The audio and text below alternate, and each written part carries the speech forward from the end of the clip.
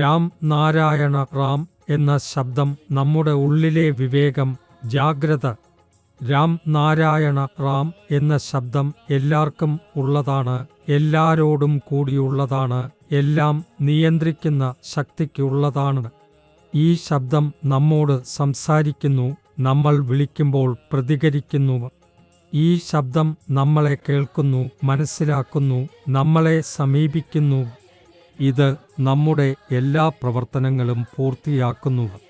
നമ്മൾ മനുഷ്യർ ചിന്തിക്കുന്നു, പ്രതിജ്ഞ ചെയ്യുന്നു, സിദ്ധാന്തങ്ങൾ സ്വീകരിക്കുന്നു.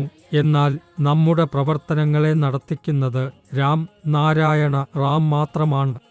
നമ്മുടെ എല്ലാ കർമ്മങ്ങൾക്കും ചിന്തകൾക്കും ഉള്ള അടിസ്ഥാന കാരണം രാം നാരായണ റാം. അദ്ദേഹം എല്ലായിടത്തും ഓരോ മണിയിലുമുണ്ട്. ഈ ലോകത്ത് രാം അല്ലാതെ മറ്റൊന്നുമില്ല. ഇവിടെ ഒരു മാത്ര മതം വേണം, അതാണ് ജീവമതം. ഇന്നത്തെ മതങ്ങൾ എല്ലാം മനുഷ്യർ നിർമ്മിച്ചതാണ്, അവ സത്യമല്ല. നമുക്ക് പ്രകൃതിയുടെ നിയമങ്ങൾ മാത്രമേ അംഗീകരിക്കേണ്ടതുള്ളൂ, കാരണം നമ്മളൊക്കെ പ്രകൃതിയോടൊപ്പം പിറന്നവരാണ്. നാം മതം കൂടി പിറന്നിരിക്കുകയാണെങ്കിൽ എന്തിനാണ് മനുഷ്യർ നിർമ്മിച്ച മതങ്ങൾക്കൊടുവിൽ ഓടുന്നത്? എന്തിനാണ് ഈ മാനവനിർമ്മിത മതങ്ങൾക്കായി നമ്മുടെ സമയം നശിപ്പിക്കുന്നത്? ഇത് പറയുന്നതിൽ തെറ്റില്ല. ഇന്നും സമൂഹത്തിൽ ചില വർഗങ്ങൾ വിഭജിച്ച് ആധിപത്യം നേടുക എന്ന രീതി സ്വീകരിച്ച് നമ്മുടെ മേൽ ആധിപത്യം സ്ഥാപിക്കുന്നു.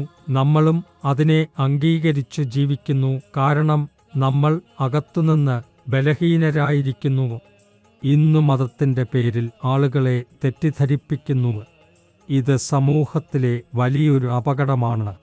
ഒരു ഭാഗത്ത് പാവപ്പെട്ട കുട്ടികൾ ഒരുമാത്രം മുഴുവൻ ഭക്ഷണത്തിനായി പ്രയാസപ്പെടുമ്പോൾ മറ്റൊരു ഭാഗത്ത് ക്ഷേത്രങ്ങളിൽ ലിറ്റർ കണക്കിന് പാലും തൈരും നെയ്യും പ്രതിമകളിൽ ഒഴിക്കുന്നു.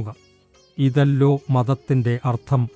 മനുഷ്യൻ ഭൂമിയിൽ ജനിച്ചപ്പോൾ അദ്ദേഹം ആകമാനം പ്രകൃതിക്ക് കീഴ്പ്പെട്ടവനായിരുന്നു. പ്രകൃതിയിലൂടെ എല്ലാ ആവശ്യങ്ങളും നിറവേറ്റപ്പെടുകയായിരുന്നു. എന്നാൽ ക്രമാതീതമായി മനുഷ്യനെ ലോകത്തിൻ്റെ ഉപഭോഗങ്ങളിലേക്ക് ആകർഷിച്ചു. മനുഷ്യനിർമ്മിത വസ്തുക്കളിൽ അവനെ ആകർഷിച്ചു. ഇതിൻ്റെ ഫലമായി ജാതി, മതം, ഭരണഘടന, നല്ലത്, ചീത്ത എന്നിവയിൽ അവനെ നിർബന്ധമായി ഉൾപ്പെടുത്തിയിരിക്കുന്നു. ഫലം: മനുഷ്യർ പരസ്പരം അകന്നു, നിരവധി ഗ്രൂപ്പുകളായി വിഭജിച്ചു. ഇന്നത്തെ മനുഷ്യരെ നിയന്ത്രിക്കുന്നത് പ്രകൃതിയുടെ നിയമങ്ങൾ അല്ല, മറിച്ച് മനുഷ്യനിർമ്മിത ഭരണകൂടങ്ങളാണ്. ഒരു വ്യക്തി രാം നാരായണ റാംനോട് ചേർന്ന് കഴിയുമ്പോൾ അവൻ്റെ ജീവിതം സ്വാഭാവികമായി സ്ഥിരത നേടുന്നു. രാം നാരായണ റാം എല്ലായ്പ്പോഴും മനുഷ്യരോട് നല്ലതിന് ചിന്തിക്കാൻ, നല്ല പ്രവൃത്തികൾ ചെയ്യാൻ, എല്ലാവർക്കും സഹായം നൽകാൻ പ്രബോധനം നൽകുന്നു. രാം നാരായണ റാം മുഖേന സമൂഹത്തിൽ നിറഞ്ഞു നിൽക്കുന്ന എല്ലാ നിഗൂഢശക്തികളും നശിക്കുമെന്നത് സത്യമാണ്. ലോകം സമാധാനപൂർണമായി മാറ്റം വരുത്തപ്പെടും.